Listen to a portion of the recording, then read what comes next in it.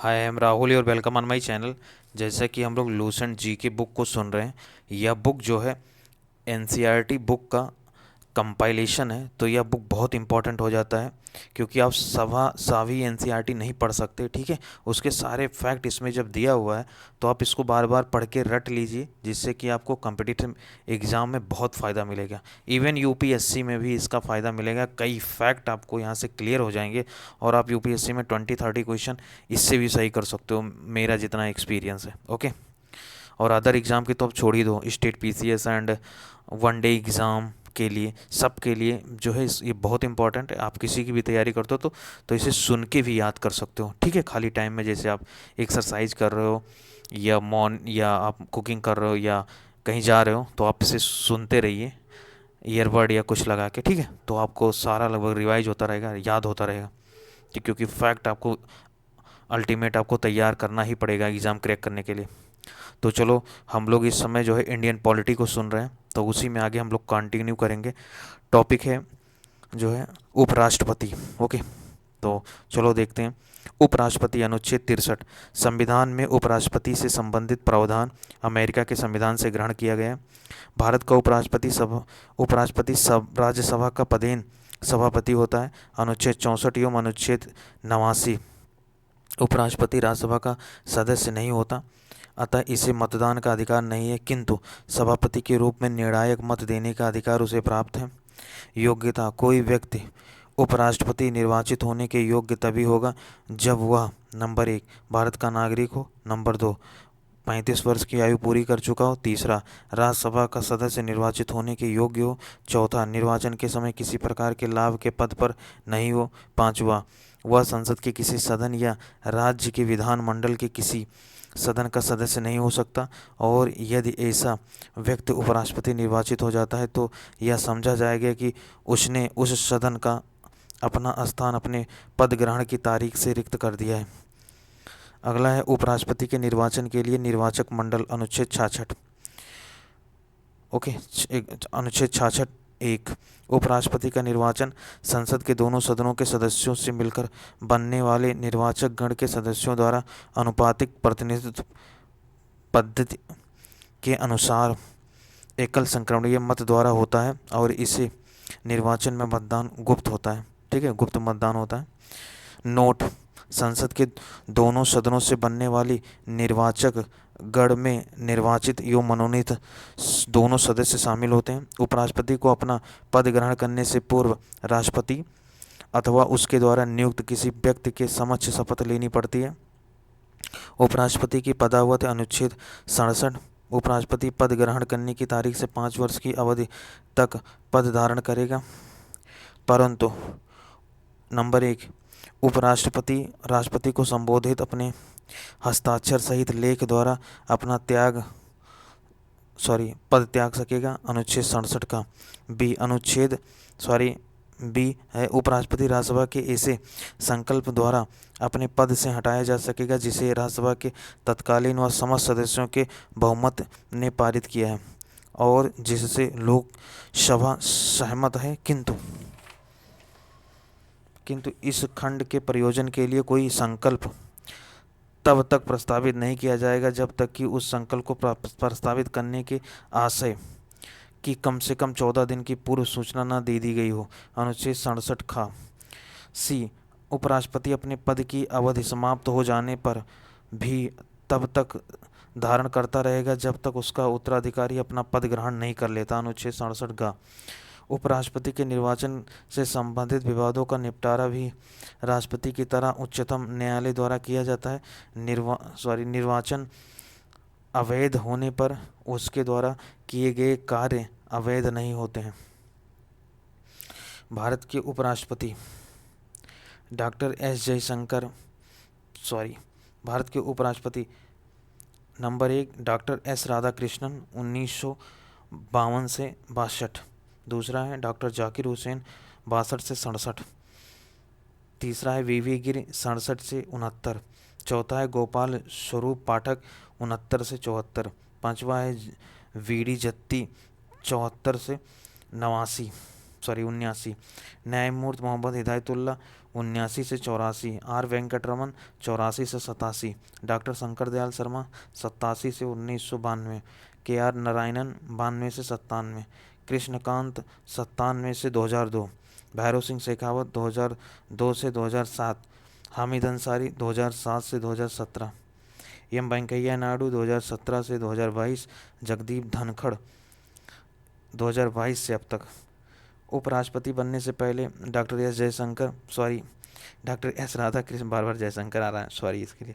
उपराष्ट्रपति बनने से पहले डॉक्टर एस राधाकृष्णन सोवियत संघ में राजदूत थे। राष्ट्रपति के पद खाली रहने पर उपराष्ट्रपति राष्ट्रपति की हैसियत से कार्य करता है। अनुच्छेद 65। उपराष्ट्रपति को राष्ट्रपति के रूप में कार्य करने की अधिकतम अवधि 6 महीने होती है। इस दौरान राष्ट्रपति का चुनाव करा लेना अनिवार्य होता है।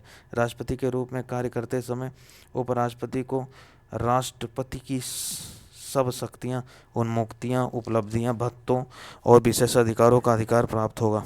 नोट: जिस किसी कालावधि में उपराष्ट्रपति राष्ट्रपति के रूप में कार्य करता है वह राज्यसभा के सभापति के पद के कार्यों को नहीं करेगा और अनुच्छेद 97 के अधीन राज्यसभा के सभापति के वेतन या भत्ते का हकदार नहीं होगा। अगला टॉपिक है प्रधानमंत्री और मंत्रिपरिषद। संविधान के अनुच्छेद 74 के अनुसार भारत को उसके कार्यों के संपादन व सलाह देने हेतु एक मंत्रिपरिषद होती है जिसका प्रधानमंत्री होता है। संविधान के अनुच्छेद 75 के अनुसार प्रधानमंत्री की नियुक्ति राष्ट्रपति करेगा और अन्य मंत्रियों की नियुक्ति राष्ट्रपति प्रधानमंत्री की सलाह पर करेगा। मंत्रिपरिषद में मंत्रियों की कुल संख्या प्रधानमंत्री को शामिल करके लोकसभा के कुल सदस्यों की कुल संख्या के 15% से अधिक नहीं होगी। 91 संविधान संशोधन अधिनियम 2003। अनुच्छेद 75(2) के अनुसार मंत्री राष्ट्रपति के प्रसाद पर्यंत पद धारण करेंगे और अनुच्छेद 75(3) के अनुसार मंत्रिपरिषद लोकसभा के प्रति सामूहिक रूप से उत्तरदायी होंगे। पद ग्रहण से पूर्व प्रधानमंत्री सहित प्रत्येक मंत्री को राष्ट्रपति के सामने पद और गोपनीयता की शपथ लेनी होती है। अनुच्छेद 75(4). आगे मंत्रिपरिषद का सदस्य बनने के लिए वैधानिक दृष्टि से यह आवश्यक है कि व्यक्ति संसद के किसी सदन का सदस्य हो। यदि व्यक्ति मंत्री बनते समय संसद सदस्य नहीं है तो वह 6 महीने के अंदर संसद सदस्य बनना अनिवार्य है, नहीं तो उसे अपना पद छोड़ना होगा।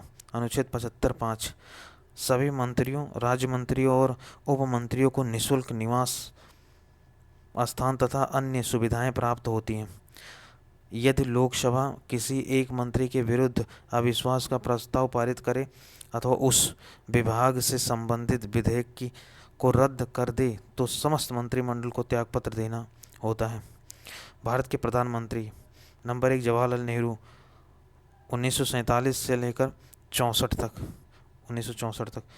दूसरा लाल बहादुर शास्त्री 64 से 66। तीसरा इंदिरा गांधी 66 से 77। चौथा मोरारजी देसाई 77 से 79। पांचवा चौधरी चरण सिंह 1979 से 80। इंदिरा गांधी 80 से 84। राजीव गांधी 84 से 89। विश्वनाथ प्रताप सिंह 89 से 90। चंद्रशेखर 90 से 91। बीपी नरसिम्हा राव 91 से 96। अटल बिहारी वाजपेयी 96 से 96। एच.डी. देवगौड़ा 96 से 97। आई.के. गुजराल 97 से 98। अटल बिहारी वाजपेयी 98 से 99। अटल बिहारी वाजपेयी 99 से 2004। 16वां डॉक्टर मनमोहन सिंह 2004 से 2014। 17वां नरेंद्र मोदी 2014 से लेकर अभी कंटिन्यू है। ओके, तो सबसे लंबा कार्यकाल अभी तक 16 वर्ष 9 महीने 12 दिन का नेहरू जी का है। प्रथम गैर कांग्रेसी प्रधानमंत्री एवं मंत्री पद से त्यागपत्र देने वाले प्रथम प्रधानमंत्री मोरारजी देसाई हैं। लोकसभा का सामना न करने वाले प्रधानमंत्री चौधरी चरण सिंह हैं। अविश्वास प्रस्ताव के द्वारा हटाए जाने वाले प्रथम प्रधानमंत्री वीपी सिंह। ठीक है। पद ग्रहण करने के समय किसी भी सदन के सदस्य नहीं थे पीवी नरसिम्हा राव। सबसे छोटा कार्यकाल अटल बिहारी वाजपेयी का 1996 में 13 दिन का। पद ग्रहण करते समय विधानसभा सदस्य थे एच.डी. देवगौड़ा। ठीक है। 3 प्रधानमंत्रियों जवाहरलाल नेहरू, लाल बहादुर शास्त्री तथा इंदिरा गांधी की मृत्यु उनकी पदावधि के दौरान हो गई। लाल बहादुर शास्त्री की मृत्यु 11 फरवरी 1966 को भारत से बाहर ताशकंद में हुई थी। मोरारजी देसाई सबसे अधिक उम्र में एवं राजीव गांधी सबसे कम उम्र में प्रधानमंत्री बने। गुलजारी लाल नंदा 27 मई 1964 से 9 जून 1964 ईस्वी तक एवं 11 जनवरी 1966 से 14 जनवरी 1966 तक कार्यवाहक प्रधानमंत्री रहे। भारत के प्रथम उप प्रधानमंत्री सरदार वल्लभ भाई पटेल थे।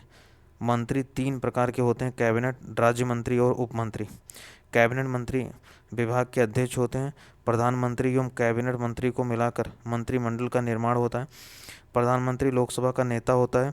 वह राष्ट्रपति को संसद का सत्र आहूत करने एवं सत्रावसान करने संबंधी परामर्श देता है। वह किसी भी समय लोकसभा को विघटित करने की सिफारिश राष्ट्रपति से कर सकता है।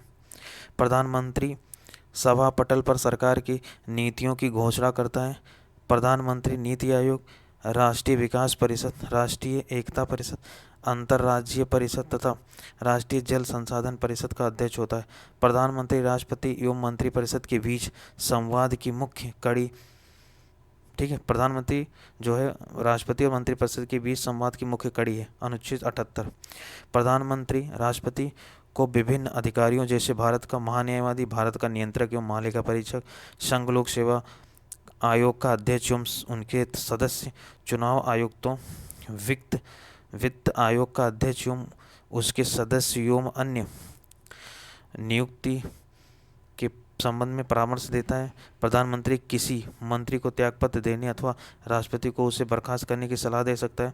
वह मंत्री परिषद बैठक को अध्यक्षता करता है, मंत्रिपरिषद बैठक की अध्यक्षता करता है तथा अपने पद से त्यागपत्र देकर मंत्रिमंडल को बर्खास्त कर सकता है। नोट: प्रधानमंत्री मंत्रिपरिषद का प्रमुख होता है, अतः जब प्रधानमंत्री त्यागपत्र देता है अथवा उसकी मृत्यु हो जाती है तो अन्य मंत्री कोई भी कार्य नहीं कर सकते। अन्य शब्दों में प्रधानमंत्री की मृत्यु अथवा त्यागपत्र से मंत्रिपरिषद स्वयं में विघटित हो जाती है और एक शून्यता उत्पन्न हो जाती है। प्रधानमंत्रियों में सबसे बड़ा कार्यकाल प्रथम प्रधानमंत्री जवाहरलाल नेहरू का रहा, वह कुल 16 वर्ष 9 महीने और 12 दिन तक अपने पद पर रहे। देश की प्रथम महिला प्रधानमंत्री श्रीमती इंदिरा गांधी बनी। वह ऐसी पहली व्यक्ति रही जो 2 अलग अलग अवधियों में प्रधानमंत्री रही। पहली बार इंदिरा गांधी प्रधानमंत्री बनी तो वह राज्यसभा सदस्य थी। चरण सिंह एकमात्र ऐसे प्रधानमंत्री बने जो कभी लोकसभा में उपस्थित नहीं हुए और विश्वास मत प्राप्त करने में असफल होने वाले प्रथम प्रधानमंत्री विश्वनाथ प्रताप सिंह हुए। एक कार्यकाल में सबसे कम समय तक प्रधानमंत्री के पद पर रहने वाले प्रधानमंत्री अटल बिहारी वाजपेयी कुल मात्र 13 दिन। कैबिनेट मंत्रियों में सबसे बड़ा कार्यकाल जगजीवन राम का रहा जो लगभग 32 वर्ष के केंद्रीय मंत्रिमंडल में रहे। सबसे लंबी अवधि तक एक ही विभाग का कार्यभार संभालने वाली केंद्रीय मंत्री राजकुमार अमृता कौर थे। मंत्रिमंडल सचिवालय भारत सरकार के नियम 1961 के अंतर्गत प्रत्यक्ष तौर पर प्रधानमंत्री के अधीन कार्य करता है। इसका प्रशासनिक प्रमुख कैबिनेट सचिव होता है। कैबिनेट सचिव सिविल सर्विसेज बोर्ड का अध्यक्ष होता है। मंत्रिमंडल सचिवालय मंत्रिमंडल बैठक के लिए कार्य सूची तैयार करता है। वह मंत्रिमंडल समितियों के लिए सचिवालय सहायता भी प्रदान करता है। यह विभिन्न मंत्रालयों के बीच समन्वय स्थापित करता है। नोट: मंत्रालयों को वित्तीय संसाधनों का आवंटन वित्त मंत्रालय के द्वारा किया जाता है, न कि मंत्रिमंडल सचिवालय के द्वारा। 14 है संघीय संसद। भारत की संसद राष्ट्रपति, राज्यसभा तथा लोकसभा के मिलकर बनती है। अनुच्छेद 79। राज्यसभा उच्च सदन। राज्यसभा के सदस्यों की अधिक से अधिक संख्या 250 हो सकती है। राज्यसभा की संरचना अनुच्छेद 80। राज्यसभा की सदस्यता के लिए न्यूनतम उम्र सीमा 30 वर्ष है। राज्यसभा के सदस्यों का चुनाव समानुपातिक प्रतिनिधित्व के तीसरे स्वरूप एकल संक्रमणीय मत प्रणाली के द्वारा होता है। वर्तमान समय में यह संख्या 245 है, जिसमें 12 सदस्य राष्ट्रपति द्वारा मनोनीत किए जाते हैं। ये ऐसे व्यक्ति होते हैं जिन्हें कला, साहित्य, विज्ञान, समाज सेवा या सहकारिता के क्षेत्र में विशेष ज्ञान या अनुभव है। शेष 233 सदस्य संघ की इकाइयों का प्रतिनिधित्व करते हैं। राज्यसभा एक अस्थायी सदन है जो कभी भंग नहीं होती। इसके सदस्यों का कार्यकाल 6 वर्ष का होता है। इसके 1/3 सदस्य प्रति 2 वर्ष बाद सेवानिवृत्त हो जाते हैं। अनुच्छेद 83(1) राज्यसभा का सभापति एवं उपसभापति। अनुच्छेद 89। नंबर 1, भारत का उपराष्ट्रपति राज्यसभा का पदेन सभापति होता है। नंबर 2, राज्यसभा यथाशीघ्र अपने किसी सदस्य को अपना उपसभापति चुनेगी और जब जब उपसभापति का पद रिक्त होता है तब तब राज्यसभा किसी अन्य सदस्य को अपना उपसभापति चुनेगी। उपसभापति का पद रिक्त होना, पद त्याग और पद से हटाया जाना। अनुच्छेद 90। नंबर 1, उपसभापति यदि राज्यसभा का सदस्य नहीं रहता तो अपना पद रिक्त कर देगा। दूसरा, सभापति को संबोधित त्यागपत्र द्वारा वह अपना पद त्याग सकेगा। तीसरा, राज्यसभा के तत्कालीन समस्त सदस्यों के बहुमत से पारित संकल्प द्वारा अपने पद से हटाया जा सकेगा, परंतु इस संकल्प को प्रस्तावित करने के आशय की तुरंत सूचना उसे कम से कम 14 दिन पहले देनी होगी। राज्यसभा सदस्य जो प्रधानमंत्री बने: इंदिरा गांधी 1966 से 67, एच.डी. देवेगौड़ा 1996 से 97, एच.आई. के गुजराल 1957 से 98, डॉक्टर मनमोहन सिंह 2004 से 14। नोट: जब सभापति या उपसभापति को पद से हटाने का संकल्प विचाराधीन हो तो वह पीठासीन नहीं होगा। अनुच्छेद 92। मंत्रिपरिषद राज्यसभा के प्रति उत्तरदायी नहीं होती। अनुच्छेद 249 के अनुसार यदि राज्यसभा उपस्थिति तथा मत देने वाले सदस्यों के 2/3 बहुमत से प्रस्ताव पारित कर यह घोषित करती है कि राज्य सूची में उल्लिखित कोई विषय राष्ट्रीय महत्व का है तो संसद उस विषय पर अस्थायी कानून का निर्माण कर सकती है। ऐसा प्रस्ताव 1 वर्ष से अधिक प्रभावी नहीं रहता, लेकिन यदि राज्यसभा चाहे तो हर बार इसे 1 वर्ष के लिए बढ़ाया जा सकता है। संसद भवन: यह एक वृत्ताकार भवन है जिसकी design architect sir Edwin Lutyens एवं सर हेवर्ड ब्रेकर ने 1912 से 13 में तैयार किया था। संसद भवन की नींव 12/2/1921 को रखी गई थी।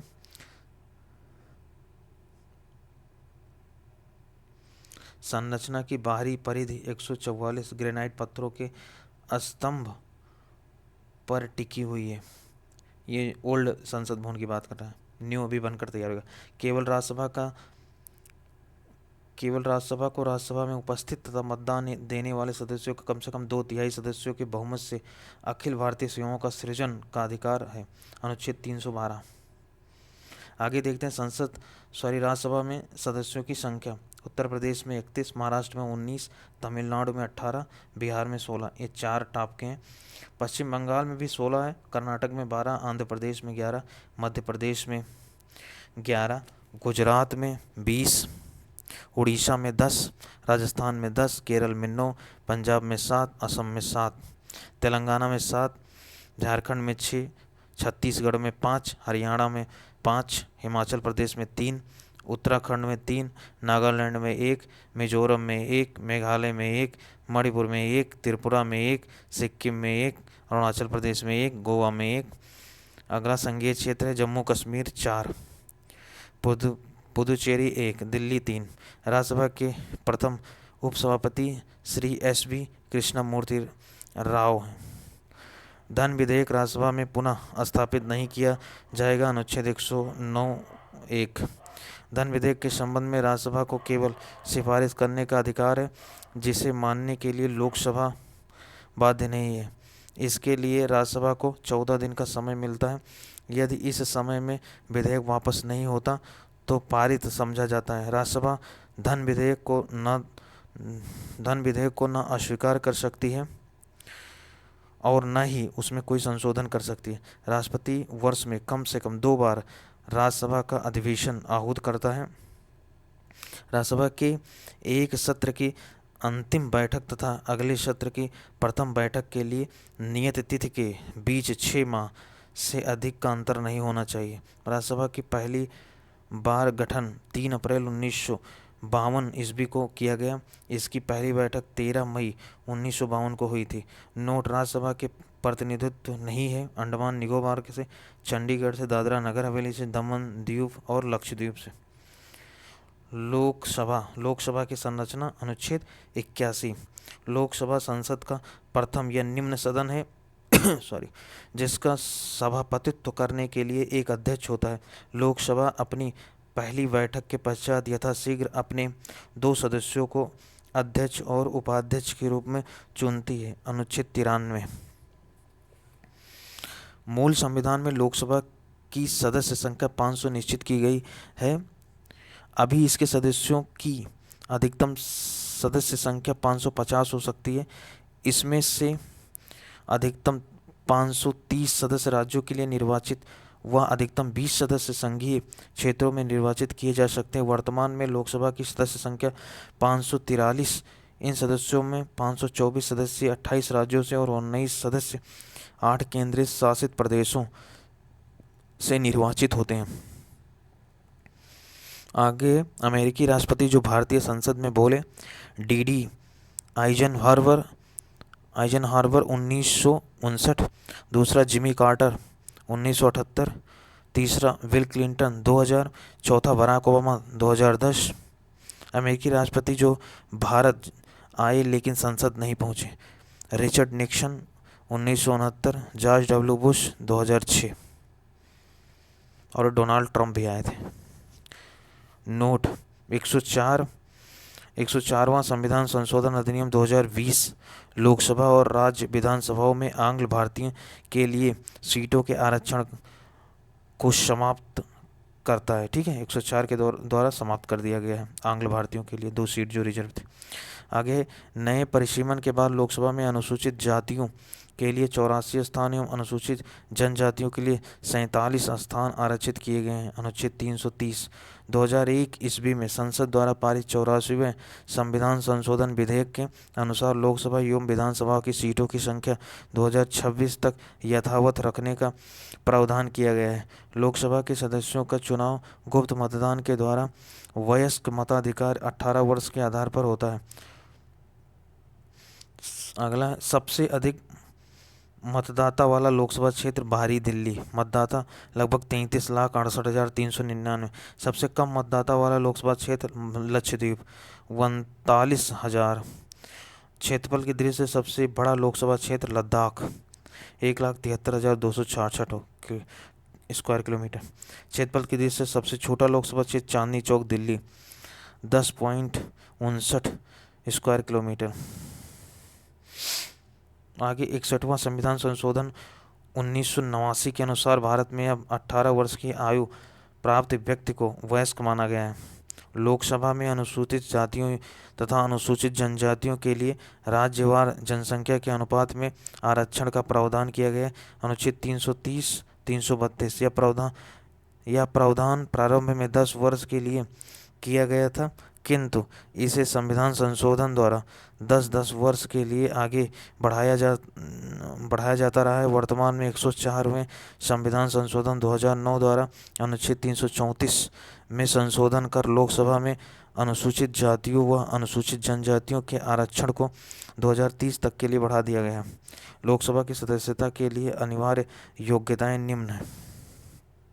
नंबर 1, वह व्यक्ति भारत का नागरिक हो। नंबर 2, उसकी आयु 25 वर्ष या उससे अधिक हो। तीसरा, भारत सरकार अथवा किसी राज्य सरकार के अंतर्गत वह कोई लाभ के पद पर नहीं हो। चौथा, वह पागल व दिवालिया न हो। लोकसभा का अधिकतम कार्यकाल सामान्यतः 5 वर्ष का होता है। मंत्रिपरिषद लोकसभा के प्रति सामूहिक रूप से उत्तरदायी होती है। अनुच्छेद 75(3). प्रधानमंत्री के परामर्श के आधार पर राष्ट्रपति के द्वारा लोकसभा को समय से पूर्व भी भंग किया जा सकता है। आपातकाल की घोषणा लागू होने पर विधि द्वारा संसद लोकसभा के कार्यकाल में वृद्धि कर सकती है, जो एक बार में 1 वर्ष से अधिक नहीं होगी। आपातकाल की उद्घोषणा समाप्त हो जाने के पश्चात उसका विस्तार किसी भी दशा में 6 महीने से अधिक नहीं होगी। 1976 ईस्वी में लोकसभा का कार्यकाल 2 बार एक वर्ष के लिए बढ़ाया गया था। आगे ही लोकसभा एवं राज्यसभा के अधिवेशन राष्ट्रपति के द्वारा ही बुलाए और स्थगित किए जाते हैं। लोकसभा की 2 बैठकों में 6 माह से अधिक का अंतर नहीं होना चाहिए। जब तक संसद विधि द्वारा अन्यथा उपबंध न करे तब तक संसद के प्रत्येक सदन का अधिवेशन गठित करने के लिए गणपूर्ति सदन के सदस्यों की कुल संख्या का 10वां भाग अनुच्छेद 103 सेक्शन 3 यदि सदन के अधिवेशन में किसी समय गणपूर्त नहीं है तो सभापति या अध्यक्ष अथवा उस रूप में कार्य करने वाले व्यक्ति का यह कर्तव्य होगा कि वह सदन को स्थगित कर दें या अधिवेशन को जब तक के लिए निलंबित कर दें जब तक गणपूर्त नहीं होती। अनुच्छेद 104 लोकसभा की गणपूर्ति या कोरम कुल सदस्य संख्या का 10वां भाग लगभग 55 सदस्य होता है। संविधान के अनुच्छेद 108 में संसद के संयुक्त अधिवेशन की व्यवस्था है। संयुक्त अधिवेशन राष्ट्रपति के द्वारा निम्न 3 स्थितियों में बुलाया जा सकता है। विधेयक एक सदन में से पारित होने के बाद जब दूसरे सदन में जाए तब यदि नंबर 1 दूसरे सदन द्वारा विधेयक अस्वीकार कर दिया गया हो, दूसरा विधेयक पर किए जाने वाले संशोधनों के बारे में दोनों सदन अंतिम रूप से असहमत हों, तीसरा दूसरे सदन को विधेयक प्राप्त होने की तारीख से उसके द्वारा विधेयक पारित किए बिना 6 माह से अधिक बीत गए हों। सदनों की संयुक्त बैठक में अधिवेशित होने के लिए आहूत करने के अपने आशय की राष्ट्रपति की सूचना के पश्चात लोकसभा का विघटन बीच में हो जाने पर भी अनुच्छेद 108(5) के अधीन संयुक्त बैठक हो सकेगी और उसमें विधेयक पारित हो सकेगा। नोट: अनुच्छेद 108 द्वारा निर्धारित संयुक्त बैठक की प्रक्रिया सामान्य विधायन तक ही सीमित है। धन विधेयक एवं संविधान संशोधन विधेयक पारित करने के लिए संयुक्त बैठक नहीं हो सकती। संविधान संशोधन विधेयक दोनों सदनों में अलग अलग पारित होना चाहिए। संविधान संशोधन अनुच्छेद 368(2) द्वारा शासित होता है। राष्ट्रपति राज्यसभा के सभापति और लोकसभा के अध्यक्ष से परामर्श करने के पश्चात दोनों सदनों की संयुक्त बैठक से संबंधित और उसमें परस्पर संचार से संबंधित प्रक्रिया के नियम बना सकेगा। अनुच्छेद 118(3) संयुक्त अधिवेशन की अध्यक्षता लोकसभा के अध्यक्ष के द्वारा की जाती है। अनुच्छेद 118(4) संयुक्त बैठक से अध्यक्ष की अनुपस्थिति के दौरान सदन का उपाध्यक्ष या यदि वह भी अनुपस्थित है तो राज्यसभा का उपसभापति या यदि वह भी अनुपस्थित है तो ऐसा अन्य व्यक्ति पीठासीन होगा जो उस बैठक में उपस्थित सदस्यों द्वारा अवधारित किया जाए। संयुक्त बैठक में कोई विधेयक निर्दिष्ट किया जाता है तो इस विधेयक को दोनों सदनों में के उपस्थित तथा मत देने वाले सदस्यों के साधारण बहुमत से पारित किया जाता है। अनुच्छेद 108(4) संयुक्त बैठक की समस्त कार्यवाही लोकसभा की प्रक्रिया के अनुसार होती है। संसद में लंबित विधेयक सदनों के सत्रावसान के कारण व्यपगत यानी लैप्स नहीं होता। अनुच्छेद 107(3) राज्यसभा में लंबित विधेयक जिसकी लोकसभा ने पारित नहीं किया है लोकसभा के विघटन पर व्यपगत नहीं होता। अनुच्छेद 107(4) कोई विधेयक जो लोकसभा में लंबित है या लोकसभा द्वारा पारित कर दिया गया है राज्यसभा में लंबित है क्योंकि अनुच्छेद 108 के उपबंध के अधीन रहते हुए लोकसभा के विघटन पर व्यपगत हो जाएगा। अनुच्छेद 107(5) लोकसभा में एक दिन में तारांकित प्रश्नों की अधिकतम संख्या 20 होती है। धन विधेयक के संबंध में लोकसभा का निर्णय अंतिम होता है। इस संबंध में संयुक्त अधिवेशन की व्यवस्था नहीं है। अविश्वास प्रस्ताव केवल लोकसभा में ही पूरा स्थापित किया जा सकता है। अविश्वास प्रस्ताव प्रस्तुत करने के लिए कम से कम 50 लोकसभा सदस्यों के समर्थन की जरूरत होती है, जबकि अविश्वास प्रस्ताव को पारित कराने के लिए लोकसभा के सदस्यों के बहुमत की जरूरत पड़ती है। यदि अविश्वास प्रस्ताव पारित हो जाता है तो सरकार को इस्तीफा देना पड़ता है। नोट: भारत के संविधान में किसी अविश्वास प्रस्ताव का कोई उल्लेख नहीं है। अगला देखते हैं लोकसभा में सदस्यों की संख्या, राज्य और संख्या। उत्तर प्रदेश 80, महाराष्ट्र 48, पश्चिम बंगाल 42, बिहार 40, तमिलनाडु 39, मध्य प्रदेश 29, कर्नाटक 28, गुजरात 26, राजस्थान 25, आंध्र प्रदेश 25, उड़ीसा 21, केरल 20, तेलंगाना 17, झारखंड 14, असम 14, पंजाब 13, छत्तीसगढ़ 11, हरियाणा 10, उत्तराखंड 5, हिमाचल 4, मेघालय 2, अरुणाचल प्रदेश 2, गोवा 2, मणिपुर 2, त्रिपुरा 2, सिक्किम 1, नागालैंड 1, मिजोरम 1, संघीय क्षेत्र दिल्ली 7, जम्मू कश्मीर 5, लद्दाख 1, पुदुचेरी 1, चंडीगढ़ 1, दादरा नगर हवेली एवं दमन द्वीप 2, अंडमान निकोबार 1, लक्षद्वीप 1। ओके। अगला टॉपिक है लोकसभा के पदाधिकारी, अध्यक्ष तथा उपाध्यक्ष। संविधान के अनुच्छेद 93 के अनुसार लोकसभा स्वयं ही अपने सदस्यों में से एक अध्यक्ष और एक उपाध्यक्ष चुनेगी। प्रत्येक आम चुनाव के पश्चात जब लोकसभा का पहली बार आयोजन किया जाता है तो प्रोटेम स्पीकर के द्वारा नए निर्वाचित सदस्यों को शपथ दिलाई जाती है। प्रोटेम स्पीकर उस समय तक कार्य करता है जब तक नए अध्यक्ष एवं उपाध्यक्ष का चयन नहीं कर लिया जाता। उपाध्यक्ष को तथा उपाध्यक्ष अध्यक्ष को त्यागपत्र देता है। लोकसभा के अध्यक्ष के रूप में शपथ नहीं लेता बल्कि सामान्य सदस्य के रूप में शपथ लेता है। 14 दिन के पूर्व सूचना देकर लोकसभा के तत्कालीन समस्त सदस्यों के बहुमत से पारित संकल्प द्वारा अध्यक्ष तथा उपाध्यक्ष को पद से हटाया जा सकता है। लोकसभा के भंग होने की स्थिति में अध्यक्ष अपना पद अगली लोकसभा की पहली बैठक होने तक रिक्त नहीं करता। लोकसभा में अध्यक्ष की अनुपस्थिति में उपाध्यक्ष की अनुपस्थिति में राष्ट्रपति द्वारा बनाए गए वरिष्ठ सदस्यों का पैनल में से कोई व्यक्ति पीठासीन होता है। इस पैनल में आमतौर पर 6 सदस्य होते हैं। लोकसभा अध्यक्ष के कार्य एवं अधिकार। नंबर 1, सदन के सदस्यों के प्रश्नों को स्वीकार करना, उन्हें नियमित करना व नियम के विरुद्ध घोषित करना।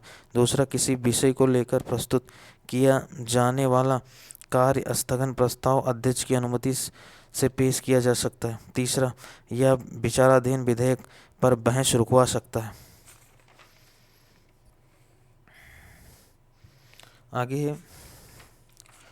आगे संसद को भाषण देने की अनुमति और भाषणों का क्रम व समय निर्धारित करना। 5वां, विभिन्न विधेयक व प्रस्तावों पर मतदान करवाना व परिणाम घोषित करना तथा मतों की समानता की स्थिति में निर्णायक मत देने का अधिकार। 6, संसद व राष्ट्रपति के मध्य होने वाला पत्र व्यवहार करना तथा कोई विधेयक धन विधेयक है या नहीं इसका निर्णय करना। 7वां, अध्यक्ष द्वारा धन विधेयक के रूप में प्रमाणित विधेयक की प्रकृति के प्रश्न पर न्यायालय में या किसी सदन में या राष्ट्रपति द्वारा विचार नहीं किया जाएगा। 8वां, यदि उसकी आज्ञा से कोई विधेयक गजट में प्रकाशित हो जाता है तो उसे पेश करने के लिए किसी प्रस्ताव की आवश्यकता नहीं पड़ती। लोकसभा में विपक्ष के नेता को राजकोष में वेतन प्राप्त होता है व उसे कैबिनेट स्तर के मंत्री के समान समस्त सुविधाएं प्राप्त होती हैं। नोट, न्यूनतम 55 सदस्य दल वाला ही लोकसभा में विपक्ष दल होने का दावा कर सकता है। प्रथम लोकसभा का कार्यकाल 17 अप्रैल 1952 से 4 अप्रैल 1957 तक रही। प्रथम लोकसभा अध्यक्ष श्री GV मालवंकर एवं उपाध्यक्ष अनंत सैनम थे। ओके, तो पहले लोकसभा अध्यक्ष कौन था? गणेश वासुदेव वालवंकर, यम अनंत संयम अयंगर, ठीक है। और 14वीं सोमनाथ चटर्जी, 15वीं मीरा कुमार, 16वीं सुमित्रा महाजन, 17वीं ओम बिरला, 18वीं भी ओम बिरला है। तो ओम बिरला जो है 18वीं जो है स्पीकर है, तो ये ध्यान रखना। अगला टॉपिक होगा संसद एवं संसद सदस्यों से संबंधित कुछ विशेष बातें। तो इसको जो है नेक्स्ट ऑडियो में हम लोग पढ़ेंगे। Then thank you very much.